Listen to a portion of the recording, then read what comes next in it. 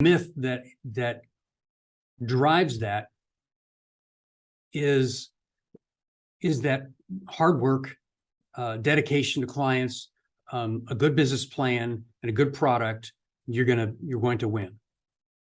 That's not true. That in itself doesn't do it. It's your ability to quickly learn from your mistakes, to quickly ask for help, to seek out advice from multiple advisors, whether they're part of your industry or not, and to remember that though your grandmother said you are special, you're unique, you're one of a kind, you don't need to be that one of a kind to be successful.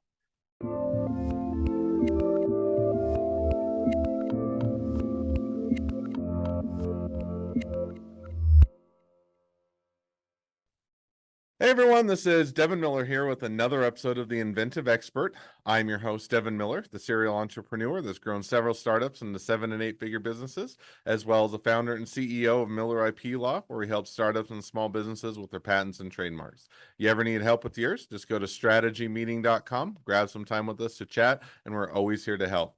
Now, today we've got another great guest on the podcast, Paul Daniels. And Paul, we're going to be talking about quote unquote, him being an innovation whisperer. In other words, helping people to see the solutions that they may not have considered before. I'm also talking a bit about taking proven ideas from other industries, cultures, or people and implementing them in your business, and even looking a bit into the future and crystal balling to how to know where your industry should be and is and should be going, and forecasting kind of what will happen based on the current events around your industry and the market in the area, and then how to prepare your business for the future. So it should be a great discussion. And with that much as an introduction, welcome on the podcast, Paul.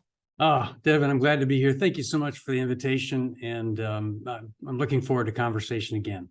Hey, my pleasure. Excited to have you on. So now, as a reminder to the audience, so Paul was on our sister podcast, The Inventive Journey.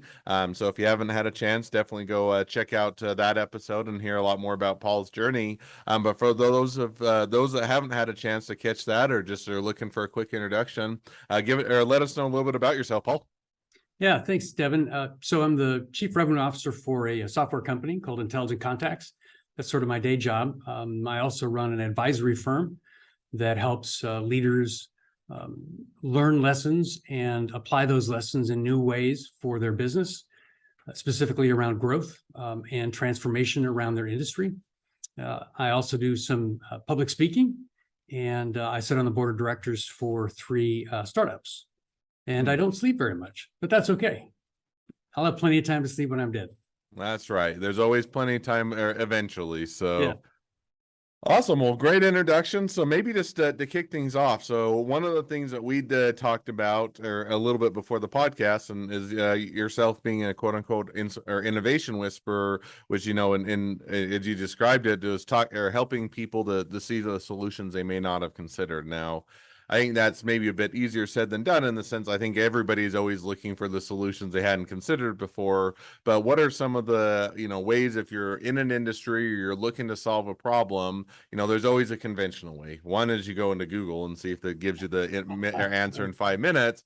But then you also look and see what are the best practices in your industry. What should you considering? How are other people dealing with it? Which sometimes will lead you to a solution that's a good solution. Other people can figure it out, and maybe you just haven't done it yet.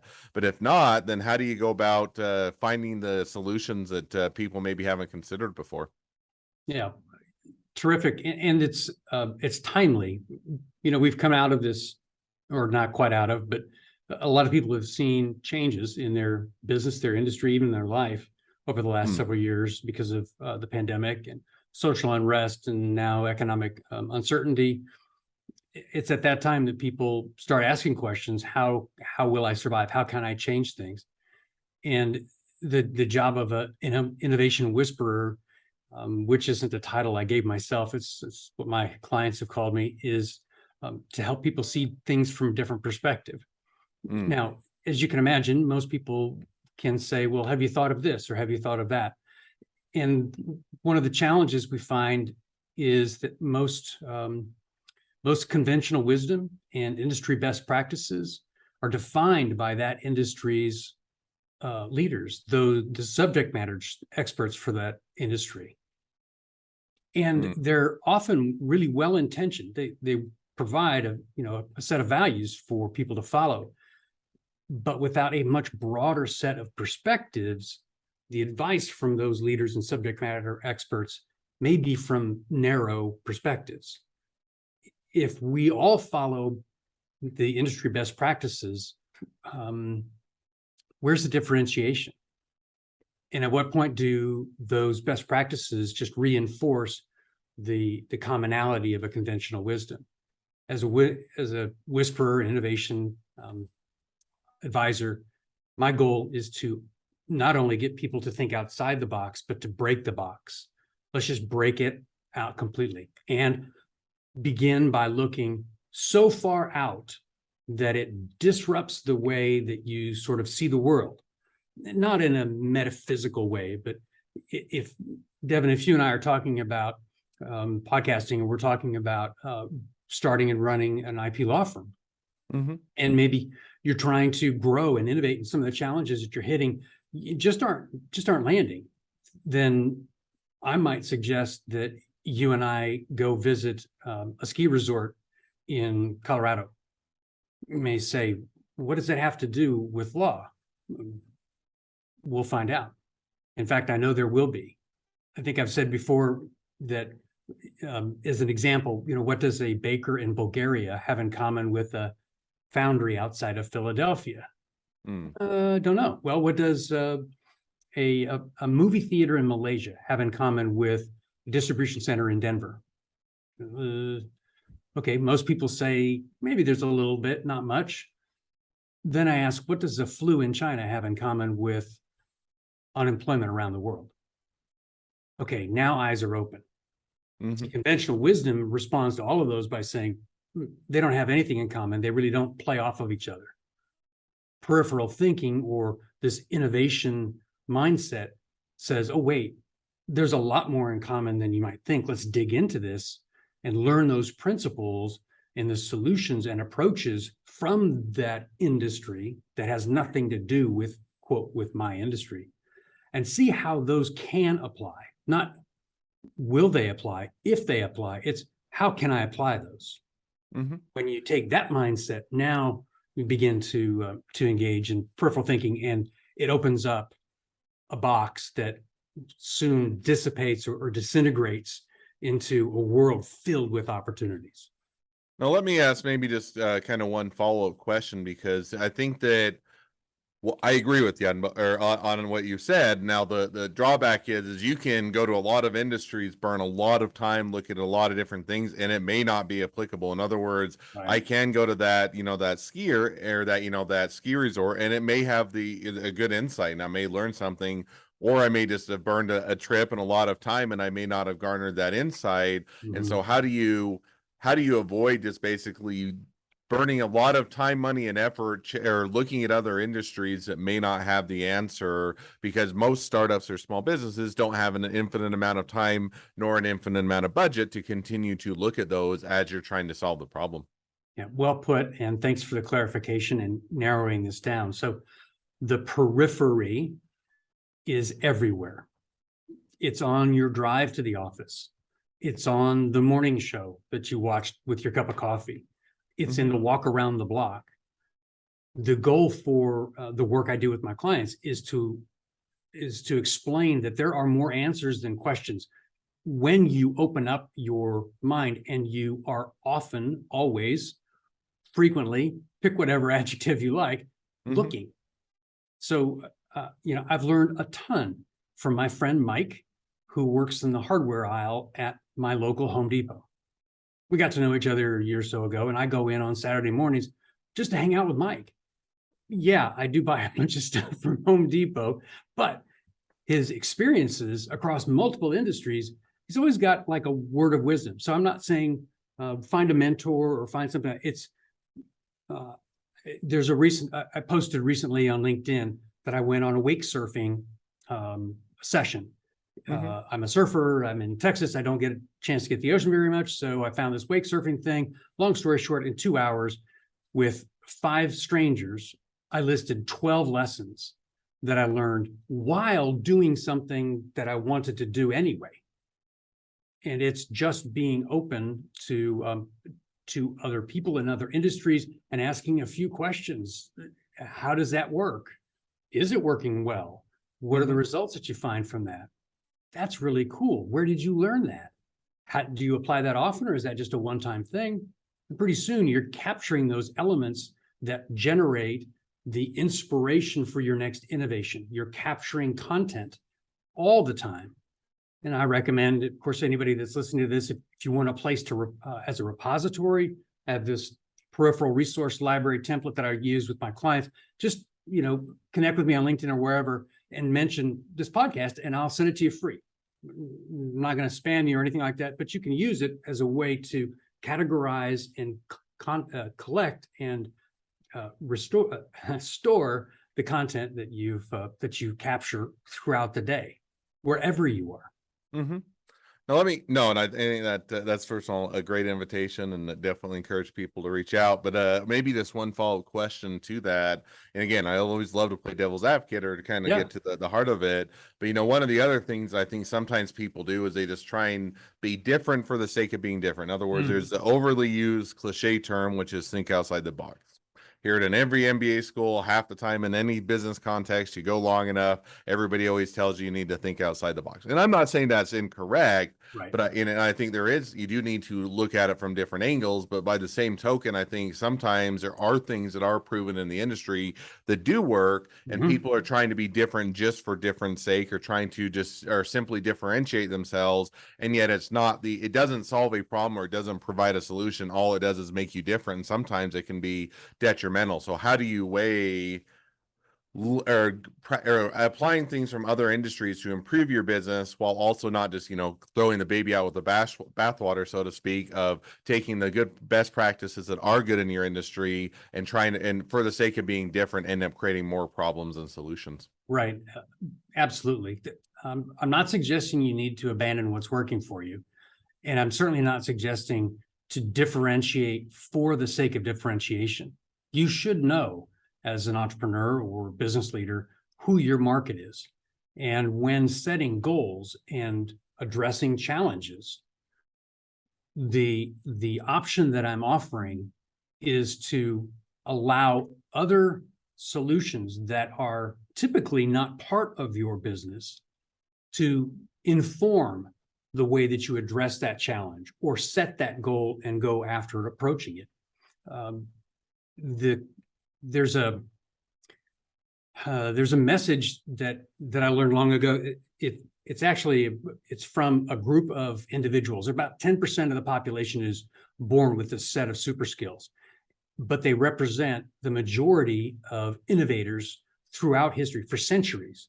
And they've been using these tools that they're just born with, the way they see the world. And by taking that approach, they're always collecting content. Not all of it is relevant. Some of it is supportive. Hey, this industry is doing this exactly the way we're doing it, which supports the approach that I'm taking. Now, if I'm running into a challenge where I can't achieve those goals, then that idea may not be applicable for my business today. It may be applicable in 10 years. Or it may just be an element that I take and I combine with another element in a unique way in order to achieve something different. So these elements come together. When JFK said, we're going to put a person on the moon by the end of the decade, conventional wisdom said, I have no model for that, right? But peripheral thinking said, okay, let's get busy. NASA did that. They cast a really broad net and they touched nearly every industry because they needed as many ideas as they could get in order to literally weave together materials and technology processes, approaches to achieve something that had never been done before. And they did. And we see the effects of that now, even still today. Solar panels, water filters, running shoes, cordless power drills and tools. All of that came from NASA, and all of those elements existed. It was their ability to combine them in unique ways to achieve that goal. So the clients that I work with typically have started their business and they're getting into a rhythm, or they've been in business a long time, and they are being disrupted by someone outside the industry or something new that they didn't see coming. Mhm. Most disruption comes from outside of an industry. So to be sort of disruption proof or to lead your industry, you need to take in things that would typically surprise you from outside the industry and embrace them as they're developing outside your industry, so that you are leading, ready, moving forward, and you're creating the disruption as opposed to being the one that's being disrupted. Did that No, answer your question? yeah, no, I think that definitely makes sense and is a great answer. So shifting gears slightly, but I think along the same vein, which is one of the other things we talked about, is a little bit looking into the future now. There is everybody is always trying to figure out the trends. If you can figure out the trends or figure out where things should be headed or where the future is going to be, you can be on the forefront. You can prepare for it, and you can take advantage of it.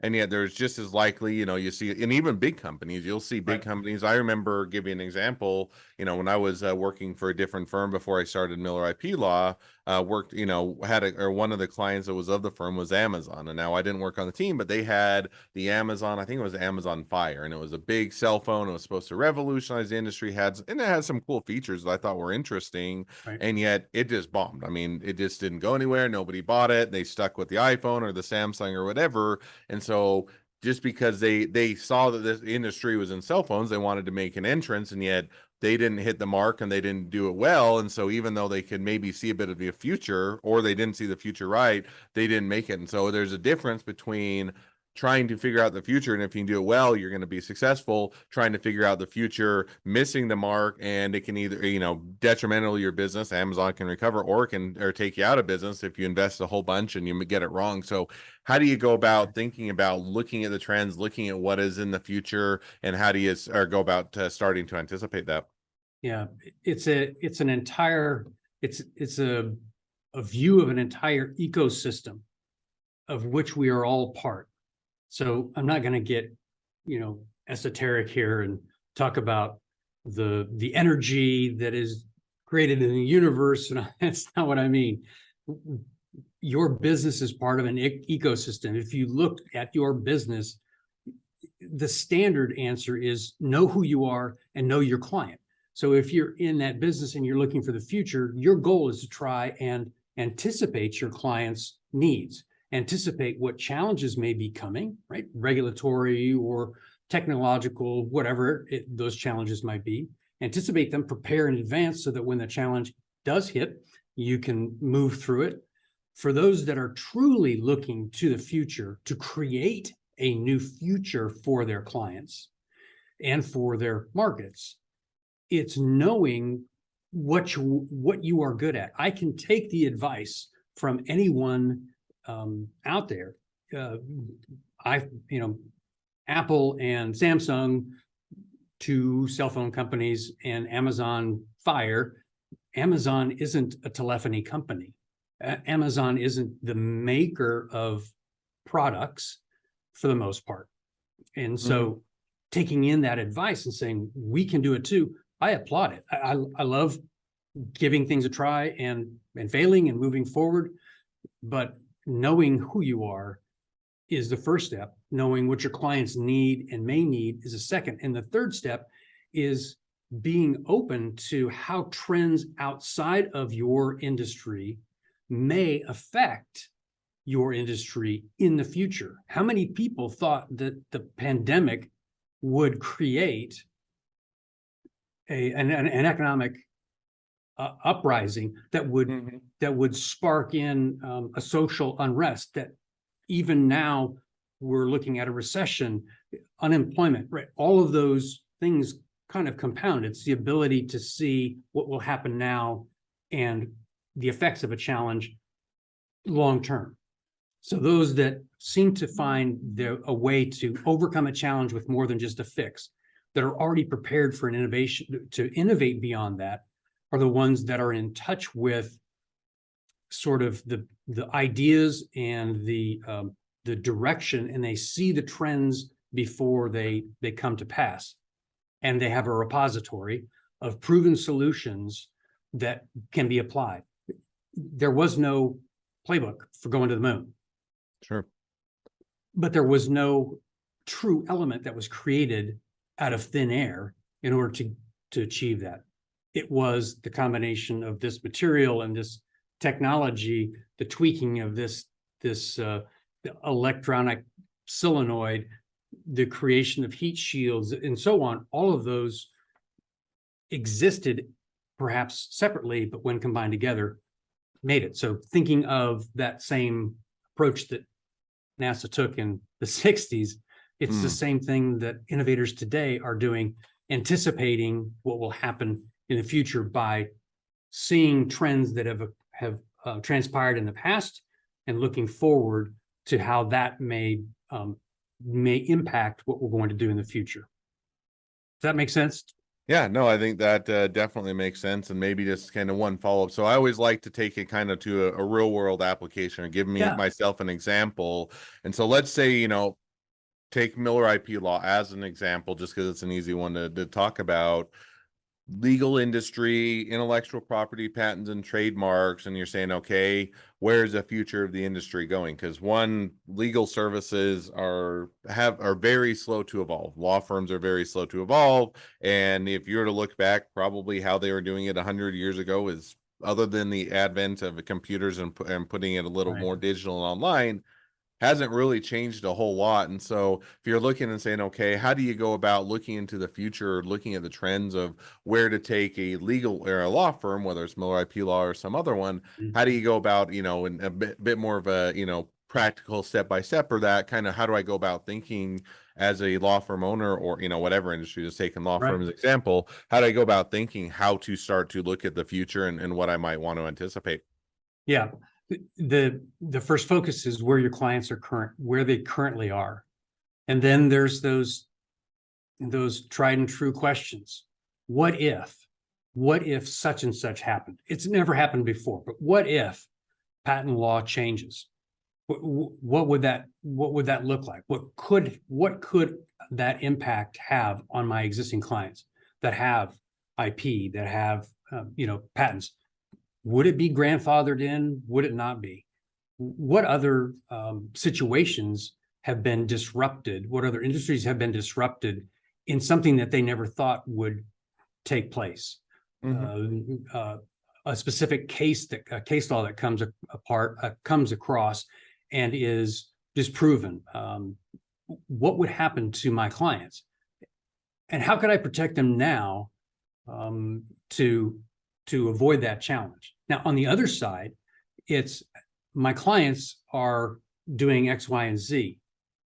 Are there other things that they could be doing? Are there other solutions and services that I could be providing them that dovetail nicely into my law practice, but perhaps takes me one step outside? And if so, what does the composition then of my clients look like? And is there an additional market that I can touch? Do I stay with the group that I'm working in by size and geography or whatever, and by what we offer as a practice? Or do I look at expanding to see what additional needs they currently have that they're getting somewhere else that I might be able to provide to them? So the projection of the future is, first, what risks may come that affect my clients? Frankly, as a business owner, I think what risks may come that'll affect my business, which ultimately will affect my clients. The second is, what additional needs do my clients currently have that have nothing to do with what I offer? And is there something that I need to do in order to repair or service them in those needs from my business, or a partnership, a relationship that I have with some other organization, creating a symbiotic partnership to serve a common client? Right? No, and I think that makes sense, but it makes sense, but I'll follow up, because first of all, if you were to take to attorneys always look at the worst case scenarios, the downside, what are all the risks to my client? So I could probably give you a list of 100 things if I were to sit down and write it all out, of all the potential risks, all the things that could go wrong. because that's educationally how the attorneys are generally Right. trained. Is, hey, what's the worst thing you can go? How do we deal with that? And then if you can deal with that, then your situation only progressively gets better. And so there still has to be a bit of a, I think, a filtering or whittling down of, yeah, what are all the possibilities that could go wrong? And I can anticipate those. And I'm going to spend a lot of time, money, and effort trying to anticipate those. Right. And likely is I'm going to burn a lot of time, money, and effort on things that may never come to fruition, may put my company at risk, because now I'm investing in things that may happen or may not happen rather than dealing with the current things which I know are going to happen. So how do you balance that to, so that you're not always forever being kind of Chicken Little, racing around saying the sky is falling with all the possible things that could happen, when in reality most of those things will never come to pass, and you're going to be wasting a lot of time, money, and effort. Yeah. And your industry is conditioned to think of the worst case scenario. And as a client, I love the fact that you think of, all the things that could go wrong to protect me, whether we're doing it directly or, the attorneys that I work with. So Sure. I love that fact. The point isn't necessarily from your perspective as a lawyer. There's not as many industries out there that are always looking at what's the worst thing that could happen and how do I prepare for it now. It's more of of what could be happening in my client's industry or the industry that I'm serving that would change the way that I'm positioned in this market and the way that I serve my clients. So when I look at challenges, that's one part of it. And I'm not always worried about what's going on every minute of every day. What I am is I'm trying to be very present in every moment to learn from that moment and store that lesson in my mind, or physically in a book to reference later. Spending too much time on worrying about what might happen it can be a waste of time, no question. I'm a big believer in action, which is why I take some of my clients who have been on that railroad track for 20 years, and we get off the railroad and we jump on a plane, or we meet and we have someone from a baker in Bulgaria jump on the line with us, and we talk and learn. An hour of investment there might render something of great value immediately, or it may be a year from now. So it's entirely up to the individual, specifically the owner of the business and founder, to lock in on that direction that they're going and the needs that are present from their clients.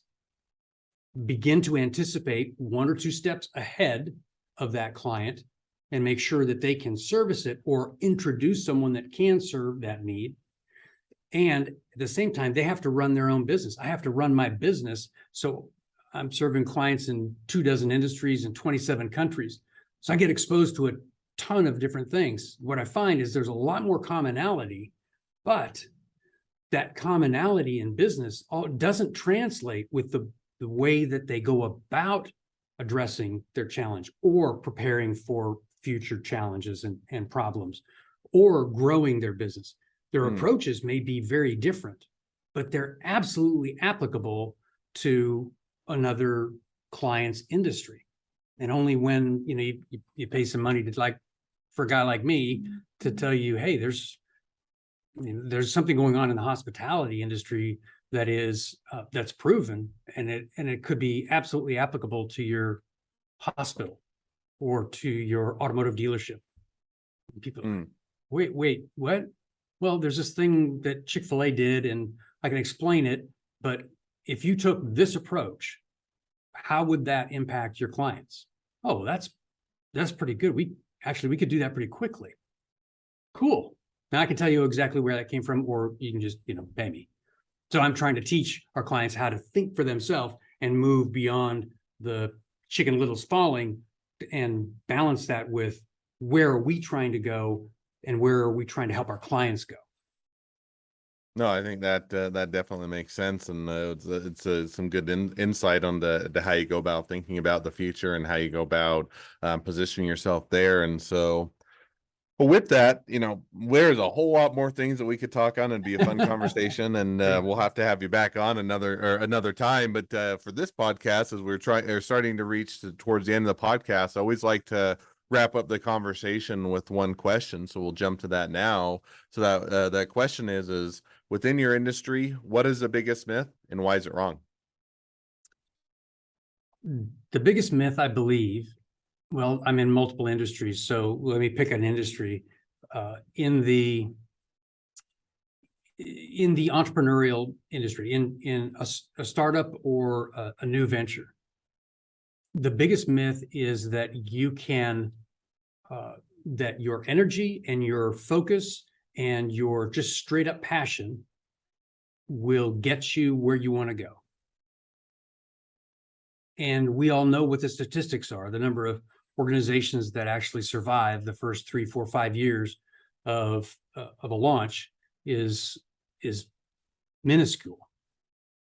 The myth that drives that is that hard work, dedication to clients, a good business plan, and a good product, you're going to win. That's not true. That in itself doesn't do it. It's your ability to quickly learn from your mistakes, to quickly ask for help, to seek out advice from multiple advisors, whether they're part of your industry or not, and to remember that though your grandmother said you are special, you're unique, you're a one of a kind, you don't need to be that one of a kind to be successful. You need to be open. Again, you don't have to abandon what's working for you. There are best practices you should follow, like legal practices. You don't want to try and make up a new law, right? You got to follow the law, and you need to follow the physics and the accounting rules that are established. But just because you were told you're special doesn't mean that your challenges are unique. Your challenges have been overcome already. The elements that you need already exist. You don't need to create a new wheel, and you don't have to settle for following conventional wisdom and best practices. The myth that you can make it if you just keep trying is a fallacy. Keep trying at the same thing and failing is insanity, right? So Absolutely. It's time to look outside and figure out where else can I get it. And the reason I can keep pushing that issue about going into the periphery and finding it is because people believe they must build something in order to sell something. I have to build this in order to sell it. And so I'm going to build this from scratch. No, stop. Don't build it from scratch. Don't. Use what's already there and apply it in your way to create something new. Artists don't create paint. They don't weave canvases. They didn't create the rock of granite that creates the sculpture. They take what's already there and the tools that are already there, and they modify them to use to create something unique, but was an element that was already there. Does that make sense? No, definitely makes sense. It's a great myth to dispel, and definitely a great one to understand why it's wrong. So, but with that, now as we're wrapping up the episode, and you already or touched on it before, but if people want to reach out to you, they want to be a customer, they want to be a client, they want to be an employee, they want to be an investor, they want to be your next best friend, any or all of the above, what's the best way to reach out to you, contact you, find out more? Terrific. So 2 ways. You can find me on LinkedIn, Paul Daniels Jr. On LinkedIn, it's the linkedin.com/in/Paul Daniels Jr. And you can also go to my website. I've got a contact page there. And if you're interested in me speaking at an event or whatever, you can reach me at www.pauldanielsjr.com. And you'll see speaking, advising, the mastermind that I've got, and how to reach me. Awesome. Well, I definitely encourage people to reach out to connect with you, and a great opportunity to figure out how to improve your business, solve some of those problems you may not be able or see in your industry, and also look into the future. So With that, thank you again, Paul, for coming on the podcast. It's been it's been a pleasure. Now, for all of you that are listeners, if you can help us to share this expertise with all the other startups and small businesses out there by clicking share, subscribe, and leaving us a review, it really helps us to share the expertise and help the startups and small businesses improve their business and grow and be successful. And with that, if you ever need help with your startup or small business with patents, trademarks, or anything else, just go to strategymeeting.com, grab some time with us to chat, and we're always here to help. Well, thank you again, Paul, for coming on the podcast, and wish the next leg of your journey even better than the last. Cheers.